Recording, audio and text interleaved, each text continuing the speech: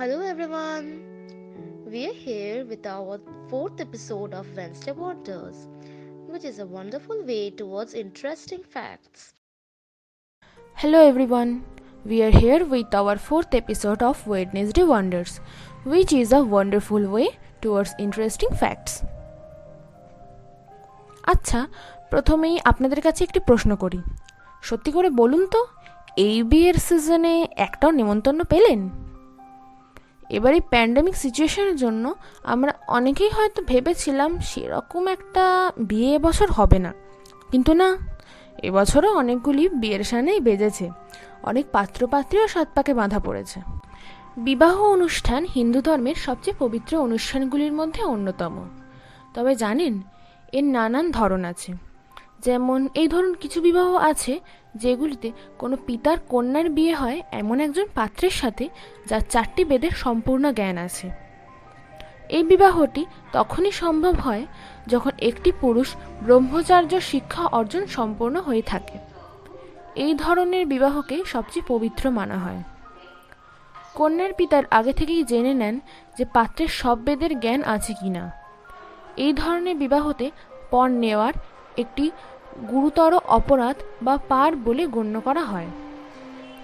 এই রীতিটা বেশ ভালো বলুন। এমন ইউনিক সিস্টেমের উপর নির্ভরশীল এই বিবাহ রীতির নাম ব্রহ্মবিবাহ। আরেকটি ধরনের বিবাহ রীতি আছে যেটিকে নিকৃষ্ট বলে মানা হয়, কারণ সেটি নারীত্বের অবনতি ঘটায়। এই ক্ষেত্রে একটি কন্যার পরিবার তার বিবাহের জন্য একটি নির্দিষ্ট সময়কাল অবধি অপেক্ষা করে এবং তার মধ্যে যদি তার উপযুক্ত পাত্র পাওয়া না যায় তবে তাকে তার পরিবারের ঠিক করা পুরোহিতের ঘটকালি দ্বারা নির্বাচন করা স্থানে বিবাহ বন্ধনে আবদ্ধ হয়ে যেতে হয়। আগেকার দিনে রাজারা এই বিবাহ রীতি অবলম্বন করত তাদের শত্রু ও মিত্রদের সঙ্গে কূটনৈতিক সম্পর্কের জাল সৃষ্টি করার জন্য। এমন নির্মম রীতির নাম হল দৈব বিবাহ। এই ধরনের বিবাহ রীতি অনুযায়ী কন্যার বিয়ে দেওয়া হয় একজন দার্শনিক প্রকৃতির পাত্রের সাথে। বিখ্যাত গায়িকা লোপামুদ্রারও বিয়ে হয় এই নিয়মে, তার স্বামী আগাস্তার সাথে। পুরনো দিনে রাজা সাধারণত এমন শক্তিশালী ঋষিদের সাথে তাদের কন্যাদের বিয়ে দিতে গড়রাজি হতেন না, যে কারণে মহাভারতের নানা গল্পে আমরা এই রীতির প্রচলন দেখতে পাই। এই বিচিত্র রীতির নাম হলো অর্শ বিবাহ। এক ধরনের বিবাহ রীতি অনুযায়ী কন্যার পিতা যেই পাত্রের সাথে তার মেয়ের বিয়ে দেন তার সাথে বেশ সম্মানজনক আচরণ করেন এবং কামনা করেন যাতে তারা সারা জীবন একসাথে সকল দায়িত্ব পালন করতে পারে। কন্যার পিতা এই ক্ষেত্রে পাত্রের সন্ধানে যান, যদিও পাত্রের অভিভাবকেরা পাত্রীর সন্ধানে গেলে সেটাকে বেশি শুভ হিসেবে মানা হয়। তবে অর্থের লেনদেন বা এক কথায় পণ এই বিবাহে অংশগ্রহণ করে না। এই বিশেষ রীতিটির নাম হলো প্রজাপত্যায় বিবাহ। আর এক ধরনের বিবাহ রীতি আছে যেটিতে কিছু অর্থনৈতিক করের পরিবর্তে কোনো কনেকে তার স্বামীর হাতে তুলে দেওয়া হয়। এই দামটাকে তার স্ত্রীর মূল্য বা এক কথায় ব্রাইড প্রাইস হিসেবে গণ্য করা হয়। পাত্র যদি কনের পিতা তার পিতৃত্বীয় আত্মীয় স্বজন এবং কনেকে তার তথাকথিত অর্থনৈতিক মূল্য দিতে সক্ষম হয় তবে সে সেই পাত্রীকে তার স্ত্রী হিসেবে পেতে পারে। এই ধরনের রীতি নারীকে এক বস্তুর মতো দেখে তাকে পয়সার বিনিময়ে বিক্রি করে দেয়। এই রকম অদ্ভুত রীতিটির নাম হলো অসুর বিবাহ। রামায়ণে উল্লেখ করা আছে রাজা দশরথের বিবাহের জন্য কৈকেয়ীর অভিভাবককে একটি অবিশ্বাস্য কন্যাদান দেওয়া হয়েছিল। আবার মহাভারতে কর্ণের আত্মীয় স্বজনদের জন্য প্রচুর পরিমাণে সম্পদের প্রস্তাব দেওয়ার মাধ্যমে একটি মেয়ে কেনা সংক্রান্ত বিবরণও পাওয়া যায়।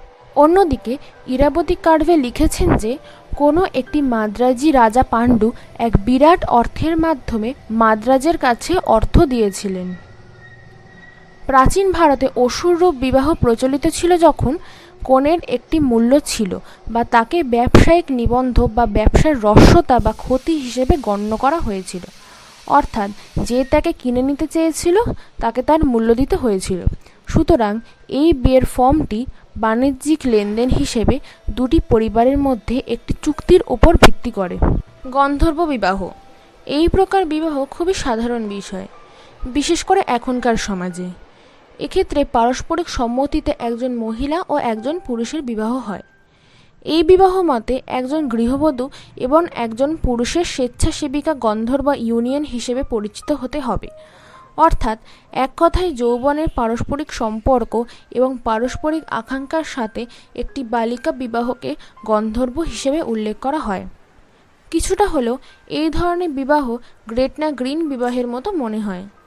গ্রেটনা গ্রিন বিবাহগুলি হল মূলত ইংরেজ আইন দ্বারা পরিচালিত ব্যক্তিদের দ্বারা গ্রেটনা গ্রিন বা স্কটল্যান্ড অন্য কোথাও অবিবেচক পরামর্শ দেওয়া এবং গোপনীয় বিবাহের বিরুদ্ধে এই আইনের বিধানকে এড়িয়ে চলা। মহাভারতে বিবাহের এই গন্ধর্ব রূপের বেশ কয়েকটি উদাহরণ আছে, যেমন রাজা দুষ্মন্ত তার স্ত্রীকে গন্ধর্ব রূপে গ্রহণ করতে চেয়েছিলেন। এমনকি মহাকাব্য ও পুরাণে পাওয়া স্বয়ংবর বিবাহকে গন্ধর্ব বিবাহ হিসেবে কল্পনা করা হয়। তবে প্রাচীন হিন্দু জুরিডিক্যাল সাহিত্য থেকে জানা যায়, এই বিবাহ মূলত ইঙ্গিত দেয় যে বয়স্ক লোকও যেন যৌন উপভোগ করতে সক্ষম হয়।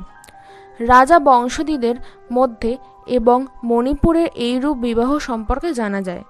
ধীরে ধীরে অবশ্য হিন্দু সমাজে বাল্যবিবাহ চর্চার কারণে এই বিষয়ের রূপটি চর্চার হ্রাস প্রাপ্তি ঘটে। আরও একটি খুবই অদ্ভুত বিবাহ রীতি সম্পর্কে কথা বলা যাক। এই বিবাহ রীতিতে বর কনের পরিবারের সাথে যুদ্ধ করতে বাধ্য করবে এবং পাত্রীকে তার সাথে বিয়ে করানোর জন্য দূরে কোথাও নিয়ে গিয়ে ধর্ষণ করবে। এই জঘন্য ঘটনাটি সঠিক হিসেবে বিবেচনা করা হয় না, তাই এই বিবাহের রূপটিকেও রাক্ষস বিবাহ বলে অভিহিত করা হয়। তবে আধুনিক যুগে এটি একটি বিরাট অপরাধমূলক কাজ। এই বিবাহ রীতি মূলত মহাভারতের অর্জুন ও সুভদ্রার বিবাহ দেখে তৈরি করা হয়েছিল, কিন্তু সেটি ছিল গান্ধর্ব বিবাহ, কারণ তাদের দুজনেরই অগ্রণী প্রেম ছিল এবং তাদের মধ্যে সুভদ্রার ভাই শ্রীকৃষ্ণের সম্মতি ছিল। এবং যখন চুরি করে পুরুষ ঘুমন্ত, নেশাগ্রস্ত বা মানসিকভাবে অসুস্থ হয়ে কোনো মেয়েকে প্ররোচিত করে, তখন তাকে পৈশাচ বিবাহ বলে।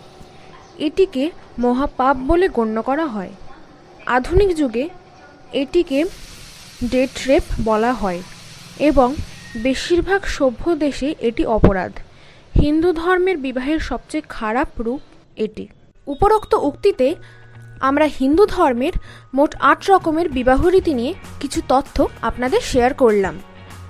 হিন্দু ধর্মের নানান বৈচিত্র্যের এক উল্লেখযোগ্য উদাহরণ আমাদের আজকের নিবেদন। কমেন্ট সেকশনে জানান কোন রীতিটি আপনার সবথেকে ভালো লাগলো। Thanks to all.